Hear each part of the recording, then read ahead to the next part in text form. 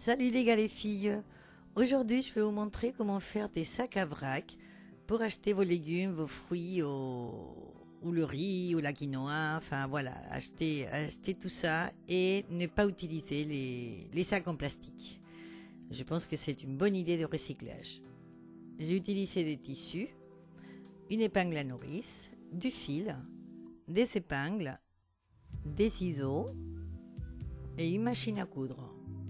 Alors j'ai utilisé pour faire ces sacs des tissus, des restes des tissus. Par exemple ici, c'est pas un reste, c'est un drap, c'est un vieux drap que j'utilise pas, qui me sert en plus parce qu'il y a le bord qui est déjà, il y a la petite doublure là au bord qui est déjà faite.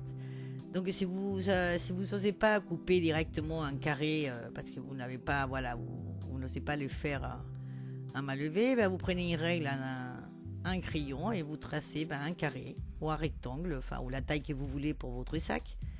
Après, vous coupez, on double, évidemment, il faut qu'il y ait deux parties, d'accord, on double. Et moi, je vais faire une couture, donc de ce côté où j'ai coupé. Donc, j'ai fait une couture et j'ai fait en plus un faux filage là pour pas que ça se filoche.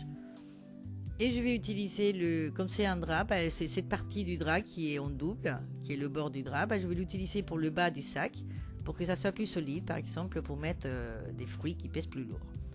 Et après, à l'autre extrémité, donc du côté pour mettre la ficelle ou la corde, je vais faire une espèce de doublure. Voilà, je vais doubler deux fois. Et je ferai une couture au niveau du bord intérieur, d'accord, de cette doublure. Donc pour le faire, soit on le fait directement, soit on met des épingles pour que ça tienne bien.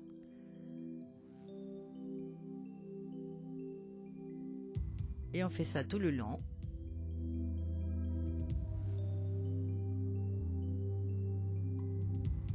Jusqu'au bout. Donc tout ça du côté envers. Et là on va faire une couture donc au bord. Et on va laisser l'ouverture à l'extrémité là. Et à l'autre extrémité on va laisser les petites ouvertures.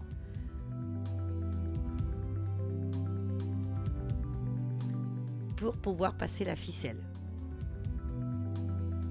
Donc une fois qu'on a fait tout le long,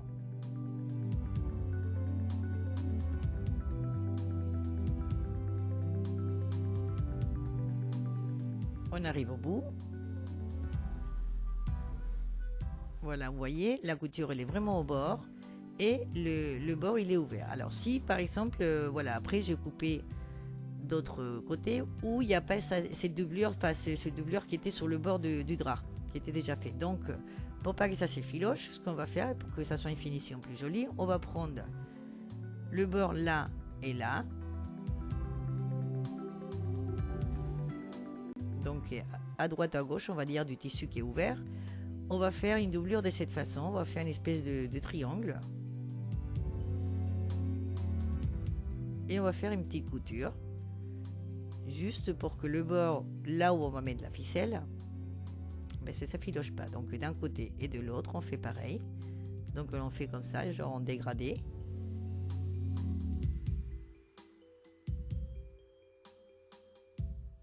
Donc là on fait une couture.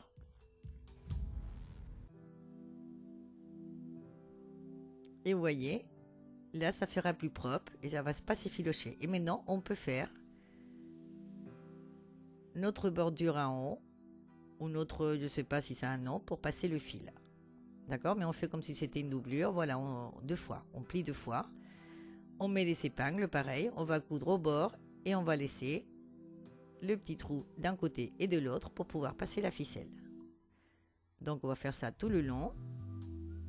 Alors que ça soit d'une façon ou d'une autre, je veux dire que le bord ça soit déjà fait, parce que si vous utilisez un drap comme moi, le côté du drap il a un bord déjà fait, donc on n'a pas besoin de faire ça. Après on va faire des coutures dans les deux autres parties qui nous restent. On laisse une partie ouverte, voilà la partie du haut, et on va s'arrêter juste avant d'arriver à cette doublure qu'on a fait. Enfin c'est ourlet, je sais pas si c'est une doublure, un ourlet, je sais plus comment ça s'appelle. Excusez-moi, mais je sais plus. Mais bon, vous voyez le petit rebord qu'on a fait pour passer la ficelle. Et voilà, on n'a plus qu'à retourner notre sac. Là, comme je vous disais, comme c'est un drap, la partie du bas elle est plus solide. Et vous voyez, la partie du haut, là où on a fait cette espèce d'ourlet, ce que j'appelais avant la doublure, en fait, c'est une espèce d'ourlet. Dès qu'on n'a pas fermé un bout et à l'autre, ben là, on prend l'épingle à nourrice avec le fil. J'ai utilisé du fil en nylon que j'ai pour faire des bracelets. Mais bon, on peut utiliser n'importe quelle ficelle. Ou corde, ou fil que vous ayez, bon, assez gros quand même. Et une fois qu'on a passé avec l'épingle à nourrice tout autour la ficelle, on enlève l'épingle à nourrice, on fait un nœud avec les deux ensemble au bout. Là, comme c'est du nylon, ça s'ébruile facilement. Donc du coup, j'ai brûlé avec un briquet le bord. Pareil pour pas que ça s'effiloche. Et après, j'ai mis un nœud coulissant pour pouvoir fermer le sac et le serrer, et bien le serrer. Voilà, donc ça, je fais avec un vieux drap. Enfin, un drap que je n'utilisais pas. Mais vous pouvez utiliser aussi des t-shirts. Vous voyez, donc les t-shirts, moi je vais faire 2 avec un t-shirt. Donc je vais le plier dans le sens de la longueur. Et je vais couper juste en dessous les manches.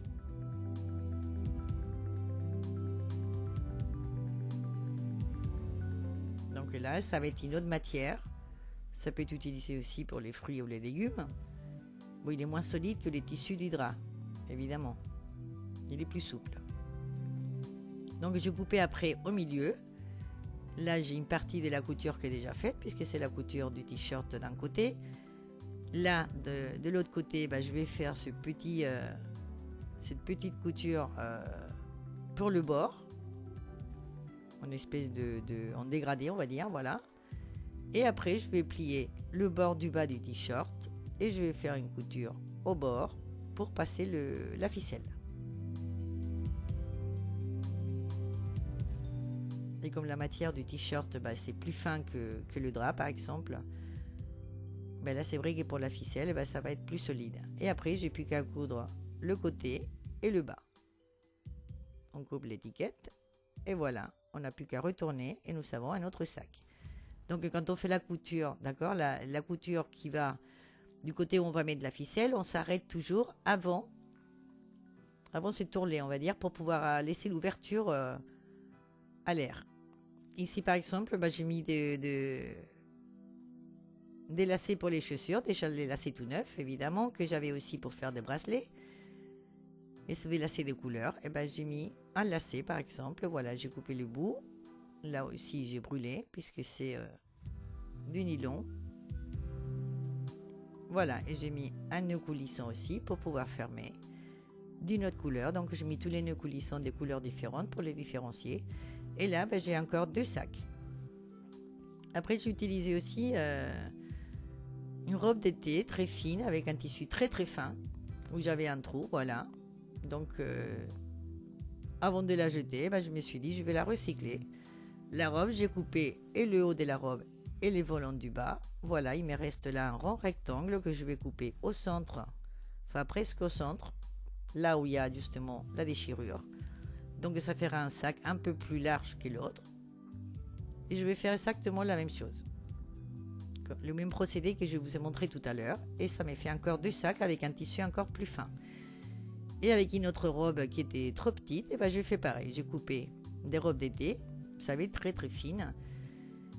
Et j'ai fait encore 2 sacs, un plus large et un moins large. Donc voilà, je vous laisse l'idée.